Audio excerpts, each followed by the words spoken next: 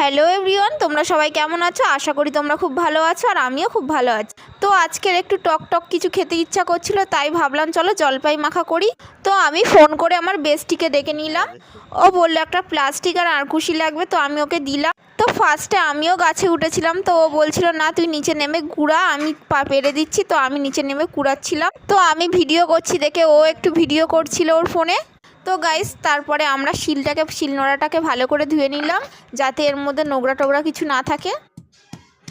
তো এবার এক এক করে জলপাইগুলোকে ভালো করে থেঁতে নিচ্ছি। তো আমরা প্রথমে ভেবেছিলাম যে এটা মিক্সিতে ফেলে ভালো করে পেশাই করে নেবো, তারপরে ভাবলাম না, শিলনোড়াতেই করি, কারণ শিলনোড়াতে করলে খুব স্বাদ হয়। তো এদিকে তোমাদের সাথে কথা বলতে বলতে সব জলপাইগুলো থেঁতা হয়ে গেছে, তো একটা থালায় করে নিয়ে নিচ্ছি। তো তোমরা যারা আমার চ্যানেলটাকে এখনও সাবস্ক্রাইব করোনি, প্লিজ সাবস্ক্রাইব করে আমার পাশে থেকো। তোমরা পাশে থাকলে আমি আরও সুন্দর সুন্দর ভিডিও করার চেষ্টা করব, প্লিজ সাবস্ক্রাইব করে দিও। তো এদিকে লেবু কাটাও কমপ্লিট হয়ে গেছে, তো লেবুগুলো দিয়ে দিচ্ছি। এবারে দেব আমরা একটু লেবু পাতা। এই লেবু পাতা দিলে প্রচুর সুন্দর একটা গন্ধ বার হয়। এরপরে দেব দুটো কাঁচা লঙ্কা, আর এখানে আমরা একটুখানি দেব স্বাদ মতো নুন।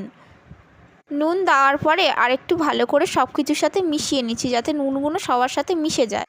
তো গাইস, তারপরে আমরা এখানে দেবো একটুখানি স্বাদ মতো চিনি। আমাদের চিনিটা একটু বড় দানা ছিল বলে একটু প্রবলেম হচ্ছিল গলতে। তো এরপরে এখানে দেবো একটুখানি গুঁড়ো লঙ্কা।